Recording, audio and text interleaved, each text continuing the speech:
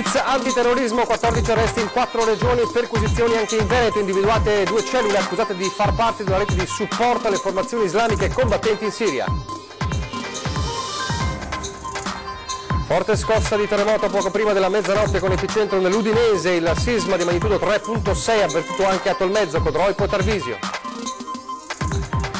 Attesa per il governo, stamane a Roma il primo incontro Salvini-Di Maio dopo lo sblocco della situazione nel centrodestra, segnali positivi dicono i 2 leader, domani altro vertice. Tamponamento fra mezzi pesanti in A4 a San Stilo di Livenza, un autista incastrato, interviene l'Eli Soccorso, disagio il traffico.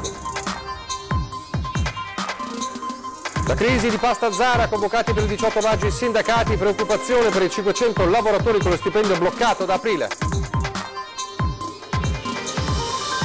Le Salmerie di Vittorio Veneto in partenza per la Dunata di Trento, sfideranno anche i 5 muli del reparto, non ci sarà invece l'ultimo mulo alpino Iroso, con i suoi 39 anni non può affrontare questa esperienza. Da 20 anni sta girando il mondo in sella la sua bicicletta, ieri l'80enne russo Janus River ha fatto tappa a Castelfranco. Telespettatori di Antena 3, buongiorno e ben trovati con la prima edizione dei nostri telegiornali e subito in primo piano la cronaca di questa inchiesta, di questo blitz antiterrorismo che è scattata alle prime luci dell'alba con 4 regioni coinvolte, ci sono 14 arresti in queste ore. A Roma c'è una conferenza stampa del procuratori nazionali antimafia e antiterrorismo per spiegare nel dettaglio come si è sviluppata questa inchiesta. Ci sono perquisizioni anche in Veneto. Allora ci colleghiamo in diretta telefonica con la nostra Marta Marangon da Venezia per capire per quanto si può sapere come si è sviluppata l'inchiesta e chi sono le persone che sono state arrestate. Marta. Sì, buongiorno. È di 14 persone arrestate il bilancio dell'operazione antiterrorismo coordinata dalla Procura Nazionale Antimafia e Antiterrorismo, che ha portato anche ad una ventina di perquisizioni tra Lombardia, Veneto, Emilia Romagna e Sardegna. L'indagine condotta dalla Polizia e dalla Guardia di Finanza ha portato all'emissione di 14 ordinanze di custodia cautelare nei confronti di altrettante persone accusate a vario titolo di far parte di una rete di supporto alle formazioni combattenti di matrice integralista islamica operanti in Siria. Sarebbero 2 le cellule legate all'organizzazione terroristica sgominate nell'operazione, cellule che operavano in Lombardia e Sardegna. Nel corso dell'indagine gli uomini delle Fiamme Gialle hanno individuato 10 siriani, parte di un'associazione a delinquere che operava oltre che in Italia, in Svezia, in Ungheria e Turchia. Altri 4 militanti siriani sono stati invece individuati dalla Digos di Sassari, facevano parte dell'altra cellula di supporto ai terroristi. Le accuse ipotizzate nei loro confronti sono di associazione con finalità di terrorismo, finanziamento del terrorismo ed intermediazione finanziaria abusiva. Maggiori dettagli verranno resi noti tra poco in una conferenza stampa a Roma. Da Venezia intanto tutto.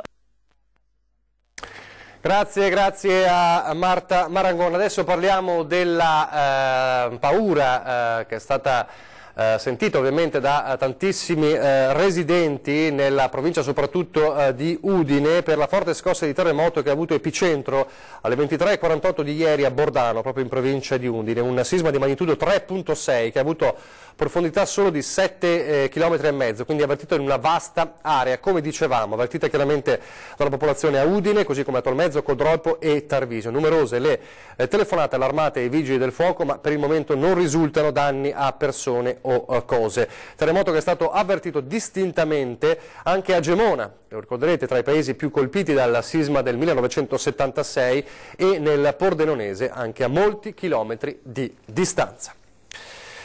La politica con gli occhi puntati verso Roma, ne abbiamo parlato anche ieri con lo sblocco della situazione nel centrodestra, il passo diciamo così di lato di Berlusconi, non senza però un forte dibattito interno a Forza Italia e dunque lo spettro di un voto anticipato che si allontana, sempre più vicino invece a quanto pare la formazione di un governo Lega-Movimento 5 Stelle e stamane c'è stato il primo incontro, il primo faccia a faccia di Maio Salvini anche per mettere a punto una strategia.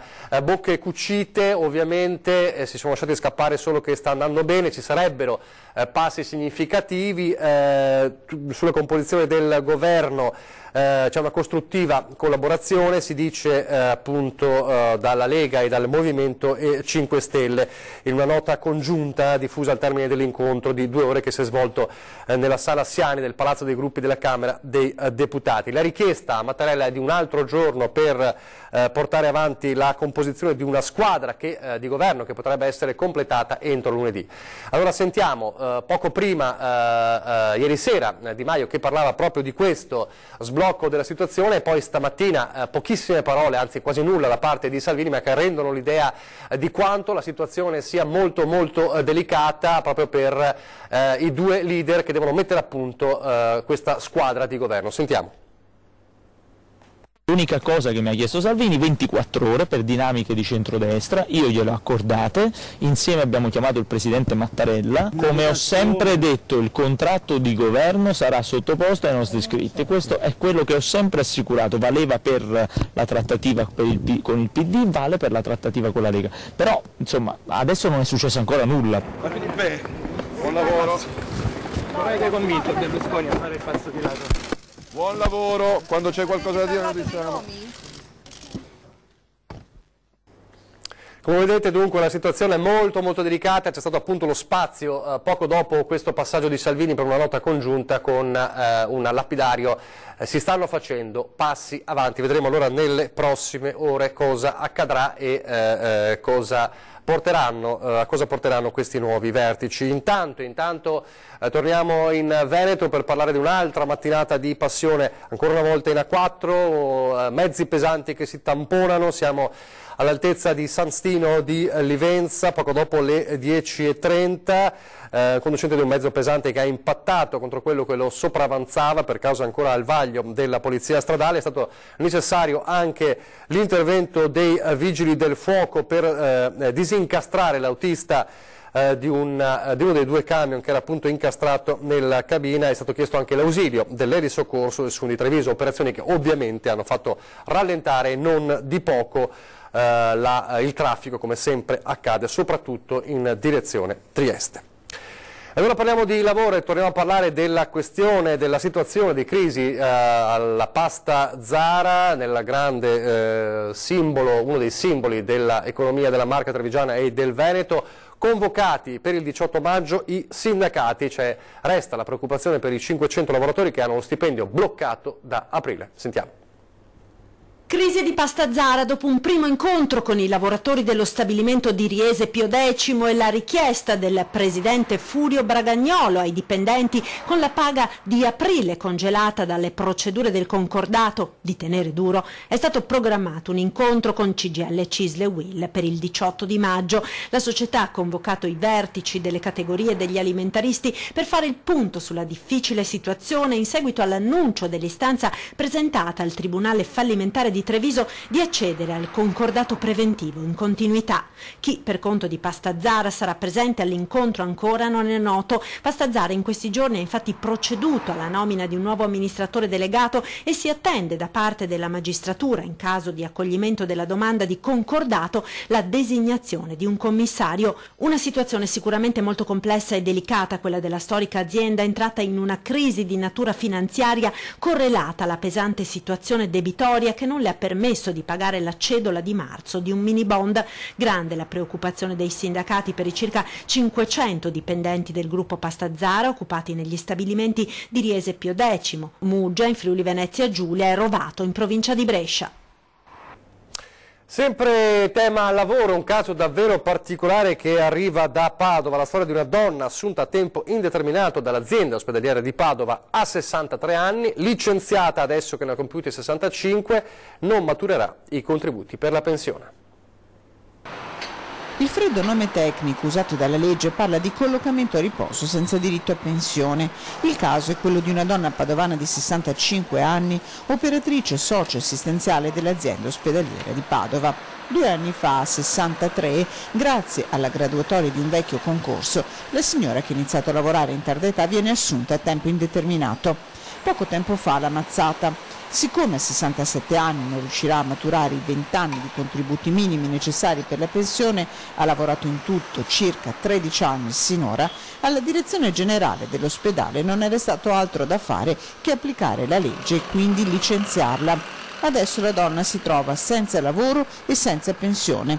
A denunciare il caso il sindacato UIL, che ha tentato di percorrere tutte le strade possibili, per ora senza risultato.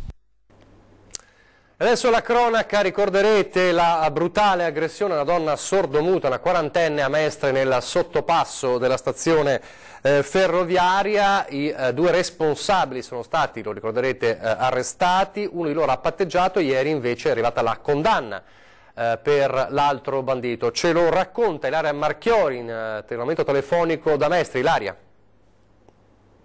Buongiorno, da Mestre si è concluso il processo per quanto riguarda i giovani nigeriani accusati della brutale rapina avvenuta lo scorso gennaio ai danni di una donna sordomuta nel sottopasso di Via Dante a Mestre, quello che più comunemente da molti è nominato il sottopasso della paura. Ebbene, c'è stata una pesante condanna per uno dei giovani nigeriani, un 22enne. Il Tribunale di Venezia gli ha infatti inflitto una pena di 4 anni e 3 mesi di reclusione, riconoscendolo responsabile dei reati che gli venivano contestati.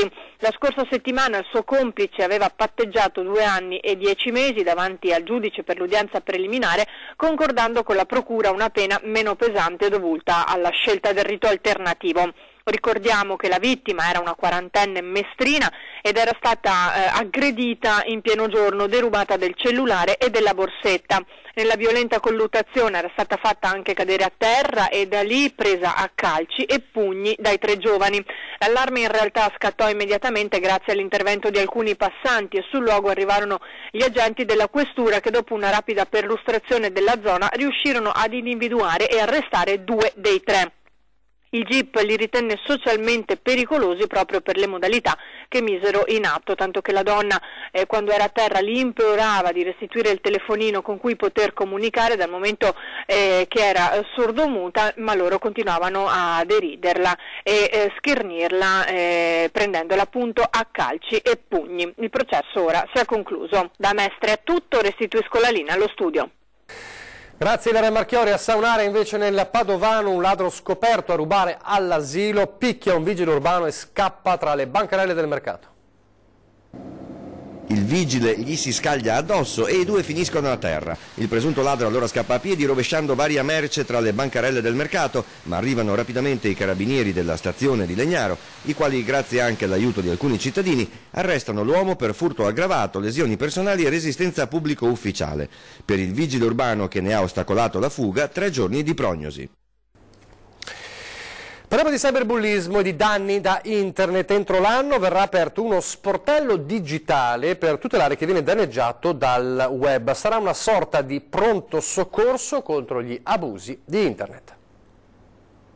Se mai stato vittima del cyberbullismo o protagonista anche inconsapevole di scambio di immagini a scopo sessuale in internet, il web ti ha mai causato danni, in particolare alla tua persona e alla tua privacy? Questi alcuni degli oltre 2000 quesiti posti agli studenti di oltre 50 istituti del Veneto, progetto regionale rientrante nell'uso responsabile di internet e a tutela di adulti e ragazzi minorenni compresi che navigano quotidianamente.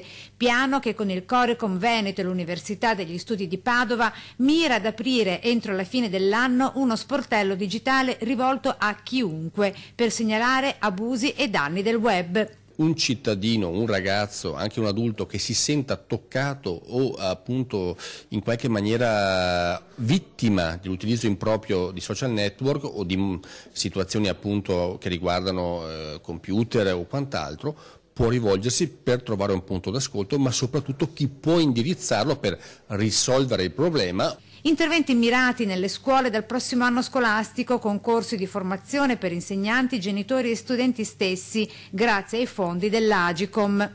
Quindi come possiamo intervenire per rimuoverla, a chi dobbiamo rivolgerci, quali sono le operazioni per farlo nel minor tempo possibile. Diciamo che un ente pubblico che ha questa capacità di intervento può essere risolutivo per tante cose. Insomma. Dal prossimo 22 maggio i risultati dell'inchiesta con le risposte degli studenti, a giorni la firma del protocollo d'intesa per le azioni di intervento. Parliamo di rifugiati, di profughi, sono 41 quelli impiegati nel volontariato a Padova e 20 stanno operando nei cimiteri, a partire da quello maggiore, dove le condizioni meteo hanno creato un'emergenza legata allo sfalcio e alla manutenzione del verde.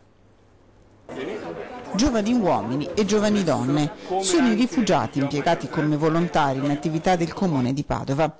Il cimitero maggiore è il loro primo impegno, racconta l'assessore Francesca Benciolini. Si tratta di un'azione di volontariato definita dentro questo protocollo che mette insieme anche il sindacato, oltre che il prefetto, che il comune, e l'obiettivo è proprio quello di far sì che la città sia sempre più integrata, non ci sono pezzi di città separati. Non solo al cimitero maggiore, i rifugiati saranno impegnati in tutti i campisanti della città. Sono partiti con un corso di formazione sulla sicurezza e su quelle che sono l'operatività che dovranno avere e si occuperanno in particolare dello sfalcio del verde. Ed eccoli questi giovani senegalesi, nigeriani, ivoriani. Mi piace lavorare qui, mi piace. Il volontariato viene visto come una partenza, il lavoro che cercano, confessano questi due giovani senegalesi, è un altro. Possiamo aiutare noi in futuro. Anche noi abbiamo bisogno che la cooperativa aiuti noi di trovare il lavoro come noi siamo i giovani. Possiamo imparare qualcosa per il futuro.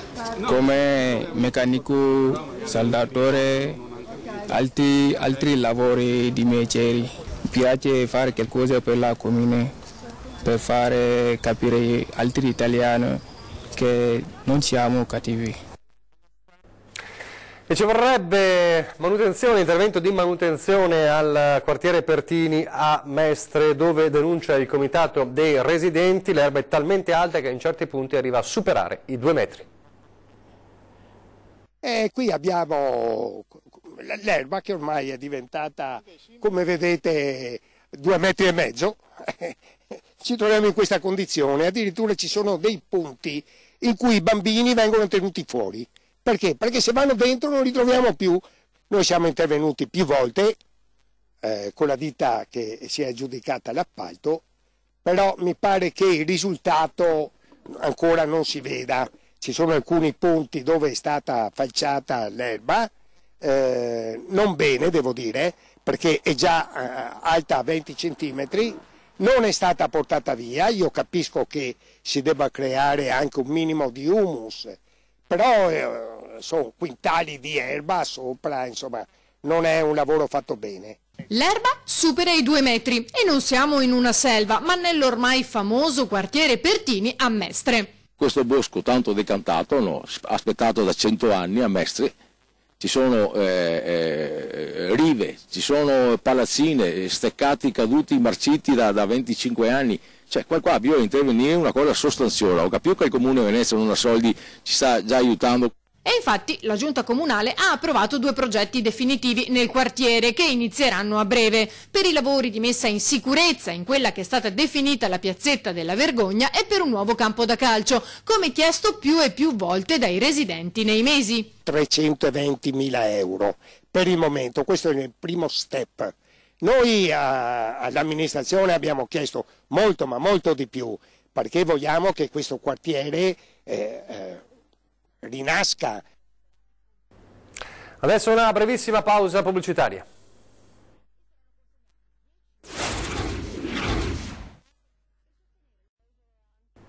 Rieccoci in studio, prima edizione del nostro telegiornale. Esposti in vetrina animali rigorosamente veri e impagliati. Fanno bella mostra di sé tra la curiosità ma soprattutto lo sconcerto e lo stupore di turisti e residenti. Accade a Venezia, dietro l'Accademia. Esposto in vetrina un rarissimo maschio adulto della tigre bianca del Bengala, quindi un esemplare femmina di leonessa coperta con un foulard etnico, forse per restare in tema, vicine quali primeggiano in bella vista un'anaconda e rettili africani di vario genere, con lucertole e camaleonti intenti in una improbabile danza erotica. Poco più in là, nella vetrina accanto, la testa mozzata di un maiale decorata con tanto di ennè e appesa alla parete opposta quella di un asino. Non decorazioni né dipinti né statue, sono tutti animali veri e impagliati. Bisogna fare qualcosa, si passa davanti, si resta senza parole. Fate qualcosa, dice questa turista francese. Ça fait quelque chose. Gli esemplari fanno bella mossa di sé a Venezia, lungo una delle vetrine dei negozi del passeggio, appena giù dal ponte di Calle delle Ostriche, dietro l'Accademia. Preferisco non commentare, dice questa americana. Animali morti per cause naturali, si legge nel piccolo biglietto esposto in vetrina, sembra a tutela degli stessi e forse anche dell'artista, che con denti e ossa di chissà quale natura ha pure ricomposto irreali scheletri umanoidi, tra lo sconcerto e lo stupore dei tantissimi turisti di passaggio. Credo che non sia una buona idea se la morte degli animali corrisponde al vero, dice quest'altra americana. Did you scare? Si è spaventata, chiediamo. Sì, risponde questa turista, credevo fosse scoppiata una testa come accade nella zucca messa nel forno.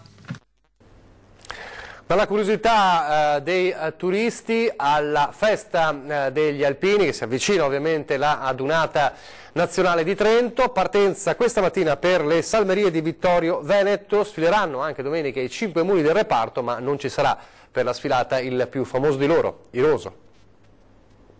A Trento, all'adunata delle Penne Nere numero 91, non potrà mancare il reparto salmerie di Vittorio Veneto con i suoi muli. 5 muli che arriveranno a Trento, gli stessi che sfilarono l'anno scorso a Treviso. Mancherà la grande star dell'adunata del Piave 2017, l'ultimo mulo alpino, Iroso.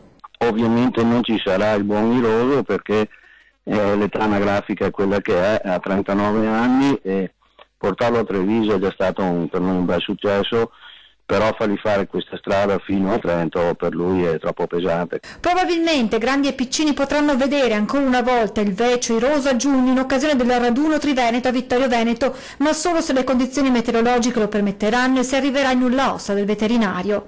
Intanto le salmerie si preparano alla dunata di Trento e allo sfilamento di domenica, ma venerdì saranno protagoniste di un altro momento. Alpini e muli cammineranno fino a Vilassano, paesino a 7 km da Trento, dove si esibirà il coro Ana di Vittorio e dove soprattutto il reparto vivrà un incontro emozionante. È un incontro inaspettato, nel senso che c'è giunta voce che c'era questa possibilità di far incontrare i muli a un reduce di Russia, trentino, che abita proprio nella zona in cui noi siamo accampati, quindi abbiamo pensato di fare cosa gradita andando verso la sua casa, la sua abitazione e fermarsi proprio da lui. È un altro incontro decisamente particolare e siamo a Castelfranco, sempre nella Marca Trevigiana, è quello vissuto ieri dal sindaco di Castelfranco che ha ricevuto per la sua tappa che è passata proprio a Castelfranco l'80enne Janus River, un uomo russo, un russo ottantenne, come dicevamo, che sta viaggiando da 20 anni in bicicletta in tutto il mondo.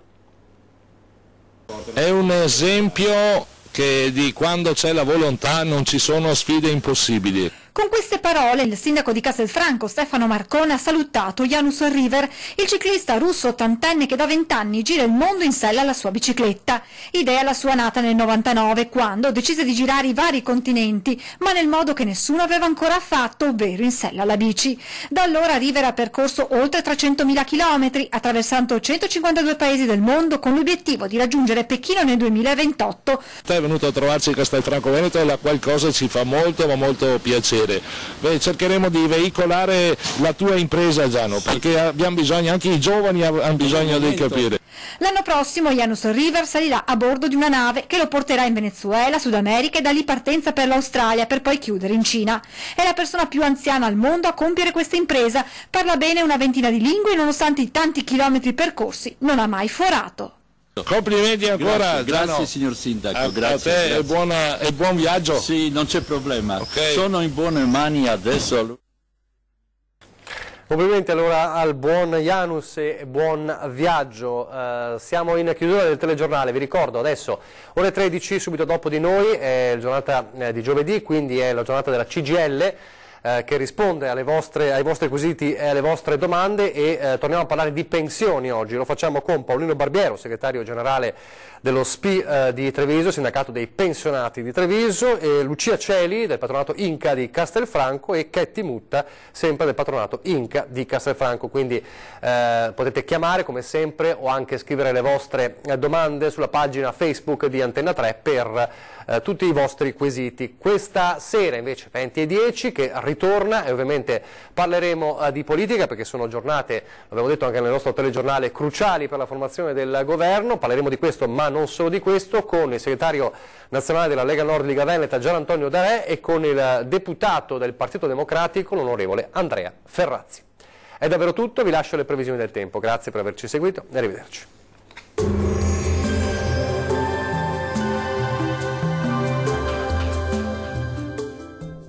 Imperdibile offerta da Fresco e Vario. Lunedì 14 e martedì 15 maggio sconto 20% su tutti i prodotti.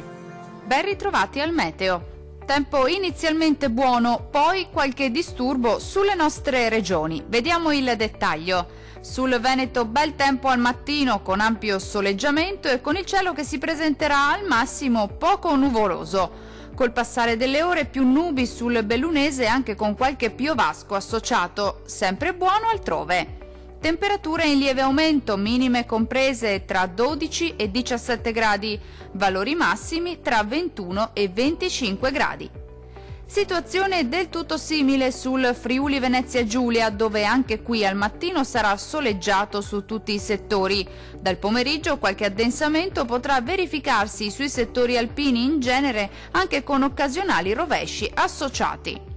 Temperature minime tra 14 e 16 gradi, valori massimi compresi invece tra 22 e 25 gradi circa. Raggiungiamo infine il Trentino Alto Adige. Tanto sole nella prima parte della giornata, ma dal pomeriggio aumenteranno le nubi un po' ovunque sulla nostra regione, anche con qualche temporale a carattere sparso, più spazi soleggiati sui settori di confine. Temperature minime tra 12 e 13 gradi, valori massimi sui 25 gradi circa. Dal meteo di Antenna 3 per ora è tutto. Arrivederci al prossimo aggiornamento.